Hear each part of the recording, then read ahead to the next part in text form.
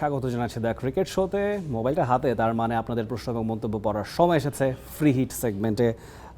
Emil, প্রথম যে প্রশ্নটা এসছে মাহাদি রিয়াদ, তিনি বলছেন অস্ট্রেলিয়া টিম কি বাংলাদেশের স্পিনিং ট্র্যাকের এক্সপেকটেশনে এসে বড় ভুল করবে কিনা, যেটা হরহামেশাই হয় যে সবাই আশা করে থাকে। নিউজিল্যান্ড টিমটাও ইনফ্যাক্ট হয়তো বা একটা স্পিনিং ট্র্যাক এক্সপেক্ট করছিল, তারপরে দেখা গেছে যে সিনারিওটা ডিফারেন্ট, অনেকখানি পেসাররাই ডমিনেট করেছে।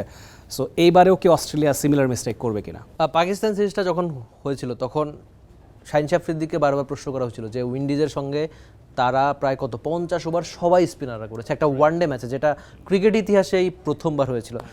তো ভুলটা অস্ট্রেলিয়ানরা হয়তো তারা করতে পারে, আবার নাও করতে পারে। কেন আপনি চিন্তা করেন যে সবশেষে আবার পাকিস্তানের বিপক্ষে তারা কিন্তু স্পিনিং উইকেটে খেলেছে, রাইট, এবং তারা হেরেছে। তো বাংলাদেশের এখন স্পিনাররা পেসাররা সবাই কোয়ালিটিফুল, আপনি আশা করতে পারেন। উইকেটটা অবশ্য ম্যাচের ঠিক আগের দিন জানা যাবে যে ক্যাপ্টেনের ভাবনা কি, যেহেতু টিম ম্যানেজমেন্ট থেকে একটা বড় কল থাকবে যে তারা কেমন উইকেটে খেলবে। তো ম্যাচের ঠিক আগের দিন হয়তো বেশ ভালোভাবে সেটা জানা যাবে। পরের কমেন্টটা জুবাইর করছেন যে সাব্বিরকে কি বাংলাদেশে সুযোগ দিতে পারে না একটাবার? সাব্বিরের সুযোগ থাকবে। আপনি যদি মোসাদ্দেকের কথা চিন্তা করেন, যিনি 4 বছর ভালোভাবে পারফরমেন্স করে জাতীয় দলে ফিরেছেন, তো সাব্বির ঘরোয়া ক্রিকেটের বেশ পরিচিত এবং জনপ্রিয় নাম। এবারে ঢাকা প্রিমিয়ার ডিভিশন ক্রিকেট লিগটা দারুণভাবে শুরু হয়েছে। অবশ্যই এর পরে কয়েকটা ইনিংস অন অফ যেটা যায় আর কি, দেখা যাক সামনের দিনগুলোতে তিনি কেমন করেন। আর অবশ্যই মানুষের ঘরোয়া ক্রিকেটে যদি তিনি ভালো করে থাকেন, জাতীয় দলের সাব্বির আরেকবার কেন না। বিশেষ করে আমি নিজেও টি-20 ক্রিকেটে তাকে দেখতে বেশ উদ্গ্রীব। বিপিএলটা যদি ভালো কাটে একটা সিজন, খুব ভালোভাবে তিনি চলে। কনসিস্টেন্সি ইজ কি, মানে সাব্বিরের ক্ষেত্রে ধারাবাহিকতার একটুখানি ঘাটতি আছে, সেটা যদি ফিল আপ করেন I think he is a good choice at any day. এবং সাব্বির রহমান রোমানো সম্ভবত 4 বছর ধরেই জাতীয় দলের বাইরে আছেন, সো একটা গুড এক্সাম্পল।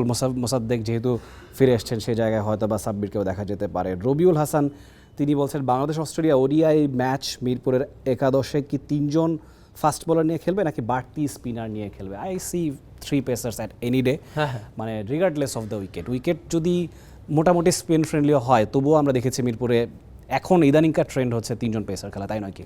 না, আমারও ব্যক্তিগতভাবে আপনি যদি জিজ্ঞেস করেন তাহলে আমারও 3 জন পেসার পছন্দ। আর বাংলাদেশের পেসাররা যে পরিমাণ কোয়ালিটিফুল পারফরমেন্স সবশেষ কয়েক বছর ধরে দিচ্ছে, 3 জন পেসার কেন না? আপনি ওই নাহিদ রানার কথা চিন্তা করেন, মানে প্রত্যেকের একটা ভালো গুণ রয়েছে যে একটা স্পেলেই অপোনেন্টের সেরা কয়েকজন ব্যাটারকে আউট করে ফেলা। অনেক সময় 3 জন পেসারই মনে হয় কম হয়ে যাচ্ছে, মানে এত কোয়ালিটি পেসার আমাদের পেস ব্যাটারিতে আছে, তো সেক্ষেত্রে অনেক সময় সবাইকে অ্যাকোমোডেট করার সুযোগ হয় না। মিজানুর রহমানের পরের কমেন্ট, সাইফ হাসানের সাম্প্রতিক ওডিআই পারফরমেন্স ধারাবাহিকতা নিয়ে প্রশ্ন উঠছে। ওডিআইতে একজন ব্যাটিং অলরাউন্ডার হিসেবে সাইফ হাসান কতটুকু কার্যকর ভূমিকা রাখছেন? তার স্পিন বোলিং যদি নিয়মিত ব্যবহার করা না হয়, একজন প্রপার মিডল অর্ডার ব্যাটার হিসেবে তার বিকল্প দলে খেলানো কি বেশি যুক্তিযুক্ত হবে কিনা? ভালো প্রশ্ন। আর সাইফ সবশেষ এশিয়া কাপে বা সাম্প্রতিক সময়ে যে ভালো ক্রিকেটটা খেলেছিলেন, যদি এবারে ঢাকা প্রিমিয়ার ডিভিশন ক্রিকেট লিগের কথা চিন্তা করেন, দারুণভাবে শুরু করেছিলেন। তা নার্ভাস 90s রয়েছে, তার কয়েকটা ভালো ইনিংস রয়েছে। ইনফ্যাক্ট সবশেষ রাউন্ডও দারুণ একটা ইনিংস খেলেছেন। তো ব্যাটারদের ক্ষেত্রে যেটা হয় যে আপনি তো প্রত্যেক ম্যাচে বড় রান করাটা কঠিন। আমি অন্তত আশাবাদী সাইফকে নিয়ে যে তিনি আরেকবার ফিরবেন, আর তার মতো ক্রিকেটার অনেক বেশি পরিশ্রম করেন, কামব্যাক করতে পারেন। যদিও স্পিনিং অলরাউন্ডার হিসাবে আমার মনে হয় তিনি খানিকটা ব্যাকফুটে থাকবেন, যদিও ক্যাপ্টেন চায় মাঝে মধ্যে তাকে ইউজ করতে।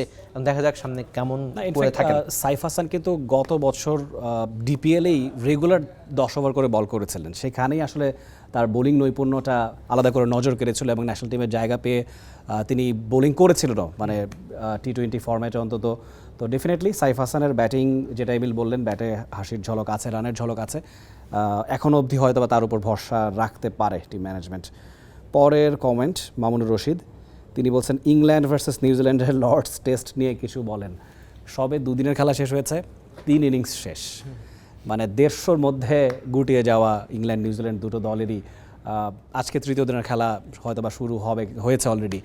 তো খানিকটা কি আনইউজুয়াল কিনা, মানে লর্ডসের উইকেটে এত কম রান?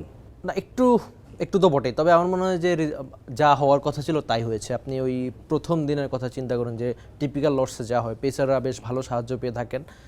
এজন্যই আপনি ওই 140 রানে ইংল্যান্ডের থেমে যাওয়া বা 150 রানের কমে থামা, আপনি যেটা বলছিলেন, একটা ইনিংসেই তো ইংল্যান্ড 226-এর মতো রান করছে। তো সব মিলিয়ে দাপুটে একটা পেসারদের পারফরমেন্স যেটা হয়ে থাকে লর্ডসে তাই হচ্ছে। তবে আরেকটু বেশি রান আশা করতেই পারেন, যেহেতু অনেক বড় নামের সব ক্রিকেটার খেলছেন, আরেকটু রান কেন না?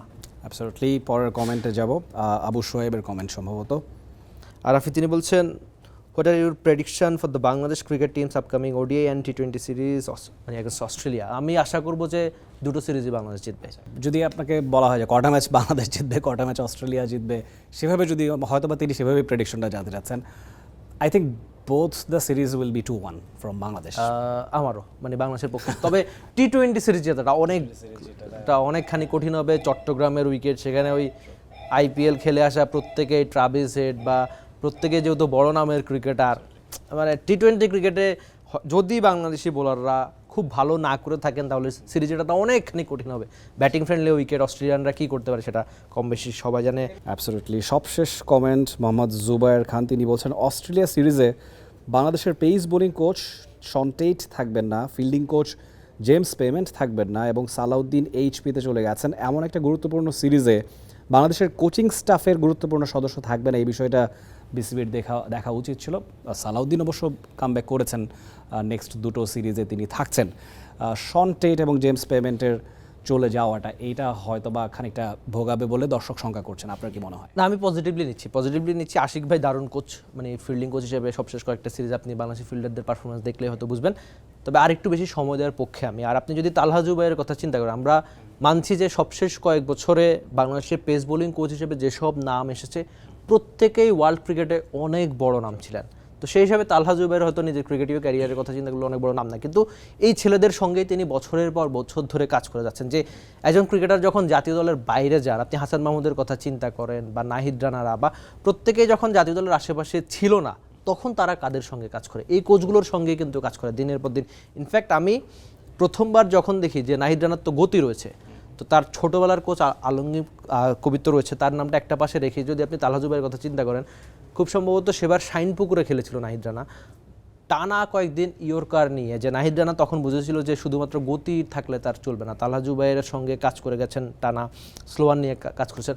তো তালহা জুবাইররা এই বড় দলগুলোর বিপক্ষেই তো অনেক কিছু শিখবেন, তাদেরও অনেক কিছু শেখার রয়েছে। আর আমার মনে হয় যে দেশি কোচটা যত বেশি থাকবে দেশের ক্রিকেটারদের সঙ্গে, তত কিন্তু বাংলাদেশ ক্রিকেটারদেরও লাভ। আপনি মোহাম্মদ আশরাফুলের কথা চিন্তা করতে পারেন, আশিক ভাইয়ের কথা চিন্তা করতে পারেন, সালাউদ্দিনের নাম তো বলেন। সব মিলিয়ে আমি অনেক বেশি আশাবাদী যে তালহা জুবাইররাও সময়ের সঙ্গে নিশ্চয়ই ভালো করবে। আর বাংলাদেশের পেসাররা তো পারফরমেন্স করছেই ভালো। ডেফিনেটলি দেশীয় কোচরা দেশের টিমের সঙ্গে থাকলে সেটা বেটার। লেটস সি, আমরা আসলে হোপফুল হব বাংলাদেশের বিপক্ষে অস্ট্রেলিয়ার সিরিজটা নিশ্চয়ই টি স্পোর্টসের পর্দায় দর্শক দেখতে ভুলবেন না। আজকের মতো বিদায় নিচ্ছে আমি রিফাত তানভীর রাফি, সঙ্গে ছিলেন রিফাত এমিল। সবসময় টি স্পোর্টসের সঙ্গে থাকবেন। For more updates, subscribe to our YouTube channel and click on the bell icon. Follow us on Facebook and Instagram. Download T-Sports app to enjoy exciting games and highlights. Visit tsports.com.